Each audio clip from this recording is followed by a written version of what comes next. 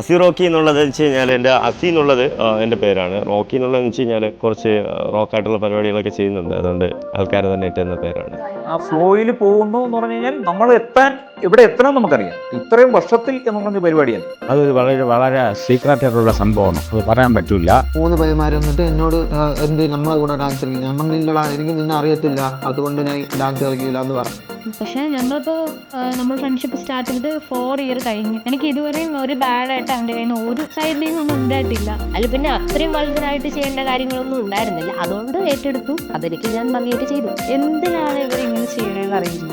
ശരിക്കും പറഞ്ഞു ലൈഫിൽ ഒരു വ്യക്തിയെ അവസാനം വരെ അവരുടെ കൂടെ ജീവിക്കാനായിട്ട് കഴിഞ്ഞിട്ടെങ്കിൽ ഒരിക്കലും അവരെ പൊട്ടരാക്കിയിട്ട് പ്രണയം നടിച്ചോ വിവാഹമായിട്ടാണ് നൽകിയോ പോരുത് എന്നാണ് എൻ്റെ ഒരു. ഇങ്ങനെ ചെയ്യുന്ന കുറേ ഫോട്ടോഗ്രാഫർമാർ നമ്മുടെ കൂട്ടത്തിൽ തന്നെ ഉണ്ട്, ഞങ്ങളുടെ കൂട്ടത്തിൽ തന്നെ ഉണ്ട്. സത്യം പറഞ്ഞാൽ അവരാണ് ഞങ്ങളുടെ ഇൻഡസ്ട്രിയിൽ ശാപമാകുന്നത്. നമുക്ക് വേണ്ടിയിട്ട് കുറച്ച് നേരം ഇൻവെസ്റ്റ് ചെയ്യാൻ, നമുക്ക് വേണ്ടിയിട്ടും കുറച്ച് സമയം മാറ്റാൻ സമയമുണ്ട്. അത് എനിക്ക് നല്ലൊരു ഇഷ്ടമുണ്ട്.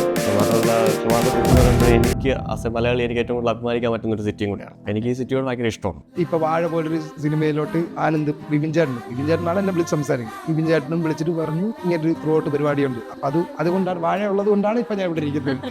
ഈ പ്രോബ്ലം വരുന്നത് എവിടെയാണെന്ന് വെച്ച് കഴിഞ്ഞാൽ, ഒരു കല്യാണത്തിൽ നടന്ന കാര്യങ്ങൾ റെക്ടിഫൈ ചെയ്ത് വേറൊരാളെ ചെയ്യുന്നു, അതേ ആളാണെങ്കിൽ മാത്രമേ റെക്ടിഫൈ ചെയ്യാം. അതാണ് ഞാൻ പറഞ്ഞത്, ഇത് ഞങ്ങളുടെ first മാരേജാണ്.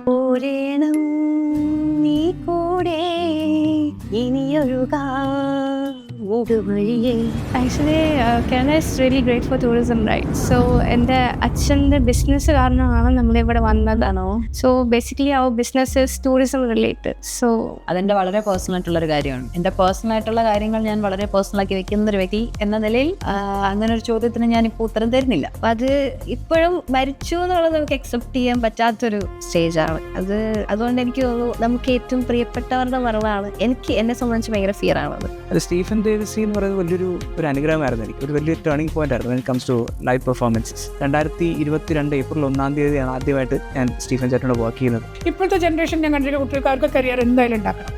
They have to stand on their feet. They have to do things. ഞാൻ ജീവിച്ചിരിക്കുന്നത് എന്താ പറയുക, 3 വർഷം കഴിഞ്ഞ് ദിനേശ് ജീവിച്ചിരുന്നാലേ ഈ സിനിമയാകും. ഞാൻ പറഞ്ഞു അതൊന്നും വേണ്ട ജയറാമേ, അതൊക്കെ കൈ വെച്ചേ. അല്ല, കോമഡി എന്ന് പറഞ്ഞാൽ എല്ലാ പ്രൊഡ്യൂസറും അങ്ങനെ ചെയ്യുന്നു. ചില പ്രൊഡ്യൂസേഴ്സിന് ഒരു ഇതുണ്ട്, അതായത് സീരിയലിൽ എഗ്രിമെൻ്റ് ഇല്ല. അതാണ് ഏറ്റവും പ്രശ്നം.